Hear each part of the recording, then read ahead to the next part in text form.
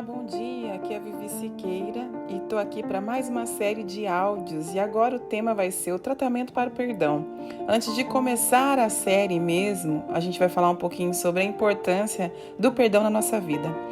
Várias pesquisas por universidades muito grandes como Oxford, Cambridge e USP relatam a respeito do infarto ligado à dificuldade do perdão, né? Porém, eu vou apontar para vocês uma pesquisa mais recente, que eu acho que ela é bem interessante, né?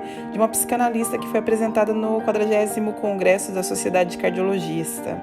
Ela fez uma pesquisa onde relata realmente a maior probabilidade de infarto nas pessoas que têm dificuldade para perdoar. E ela diz que o mundo ocidental se refere ao coração como centro das emoções. Além disso, 31% das pessoas que infartaram também relatam ter perdido a fé, o que ocasiona ainda maiores problemas de saúde. Então, não é só uma questão, né? A importância do perdão não está ligada hoje apenas à paz de espírito que ele vai gerar em você e nas pessoas à sua volta, como também a questões físicas e fisiológicas, né? Você já imaginou como seria a sua casa se você não tivesse jogado o lixo fora nos últimos anos ou nos últimos 2 anos, até no último mês, né? Imagina como seria acumular o lixo da cozinha, do banheiro, todas as embalagens e coisas que você comprou, papéis, resíduos, restos de comidas podres. O que você acha? Sem dúvida nenhuma, sua casa estaria inabitável. É isso aí. Atraído por todos os tipos de bichos, insetos, moscas, baratas e afins, trazendo inclusive doenças. Mas eu tenho certeza que você jamais deixaria a sua casa chegar a esse ponto, não é mesmo? Sabe por quê? Porque você sabe exatamente o que fazer com o lixo da sua casa. Infelizmente, não fazemos as mesmas coisas com a gente mesmo, com o nosso lixo psicológico que acumula ao longo da vida. A gente tem sentimentos negativos, frustrações, raiva, mágoa e dor que vão nos apodrecendo e intoxicando por dentro. A gente acaba por acostumar a empurrar a sujeira para debaixo do tapete e fingir que a gente esquece delas, mas sempre que tem algo ruim que acontece e vem à tona, traz isso para nossa cara, para a gente poder olhar que realmente a sujeira estava ali e a gente não mexeu.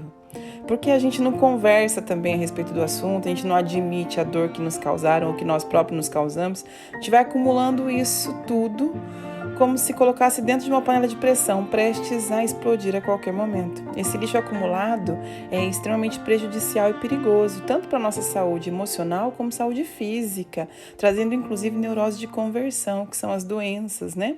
A gente precisa então fazer a faxina das nossas emoções e não deixar esse lixo acumular. A melhor forma da gente se livrar desse lixo é praticando o perdão. Isso mesmo, praticando o perdão, porque o perdão é como uma atividade física, precisa ser praticado, é como um hábito.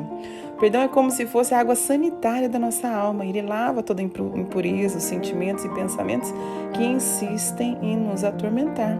A gente precisa pedir perdão e liberar o perdão, inclusive perdoar a nós mesmos, né? O perdão seria a nossa usina de reciclagem, que vai reciclar todo o lixo e abrir um caminho novo. O perdão é o melhor remédio para a saúde emocional e física.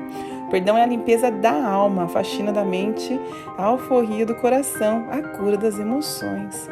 E o perdão, gente, entendam, é uma escolha, é uma decisão, é um ato de livre-arbítrio que não depende da emoção, é uma questão que não depende dos seus sentimentos.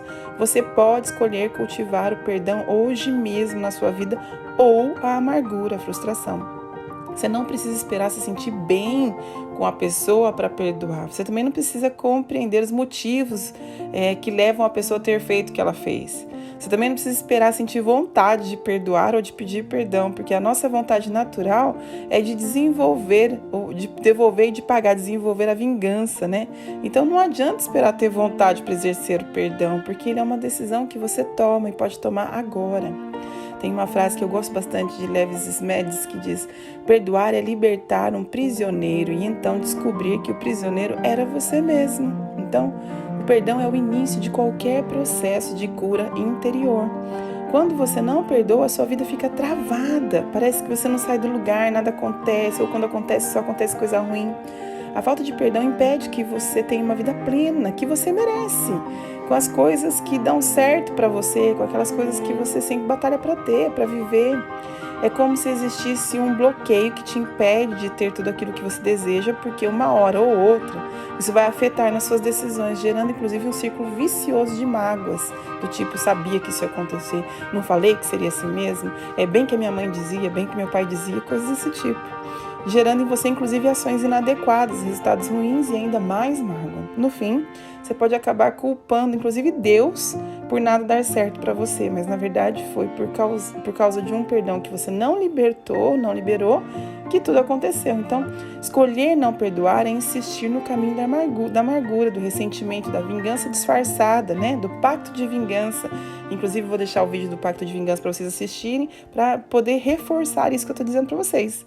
Então, é como se tivesse uma vingança disfarçada no amor próprio ferido, no ego, sem se dar conta de que você é a única vítima desse mal que fica aí dentro, remoendo, entendeu? Então, mas por que, Vivi, então é tão difícil que a gente perdoe? Por que é tão difícil perdoar? Muita gente me pergunta. Então, eu selecionei um porquê que, né? Quais são os motivos que levam a gente a ter essa dificuldade, né? Os 5 principais motivos que tem, inclusive, na base do livro da Psicologia do Perdão, ele fala o seguinte: primeiro, porque pensamos que a pessoa vai manipular a nossa vida. É comum a gente achar que perdoar é permitir que o outro nos manipule. Quando a gente perdoa, a gente está dando a oportunidade de ser manipulado, né? A gente se torna passivo, omisso. Mas perdoar não significa nada disso. Você não estará abrindo mão das suas defesas, nem da sua dignidade, nem da sua opinião, nem de quem é você quando você perdoa. Você pode e deve continuar buscando os seus direitos, mesmo perdoando. O segundo motivo que é colocado lá é porque pensamos que perdoar é desistir de fazer justiça. Muitas vezes a gente tem dificuldade de perdoar porque a gente acha que com isso a gente está abandonando o senso de justiça e que o outro que fez mal pra gente realmente merece aquilo que ele está passando, ou que ele vai passar, ou que a gente gostaria que ele passasse, né? E como a gente se sente injustiçado, a gente não quer renunciar ao nosso senso do que é certo e que é errado. Mas, na verdade, perdoar não é desistir de fazer justiça, mas sim desistir de ser o juiz. Você reconhece que o outro errou e que todo juízo pertence a Deus ou a um ser superior e não a você. O terceiro motivo que eu marquei para vocês é porque pensamos que perdoar significa abrir mão do nosso amor próprio. E na verdade é o contrário, porque o caminho do perdão é a amargura, de não perdoar é estar amargurado, é ter mágoa dentro de você, que faz muito mal para você. Então, resolver seguir o caminho do não perdão, na verdade é sim um senso de não amor próprio, né? Então, se você se ama, como que você pode querer cultivar, viver na sujeira, guardar lixo dentro de você? Sim, claro que você está ferido, claro que você foi magoado, claro que a gente pode se sentir magoado. Sofremos e é natural, né? E a gente não quer que isso aconteça de novo. Mas a amargura e a mágoa são os péssimos mecanismos de defesa, porque não deixam você prosseguir, né? Te torna inflexível e cego para outras soluções. Perdoar é preservar o nosso senso de amor próprio e verdadeiro, não é não se amar.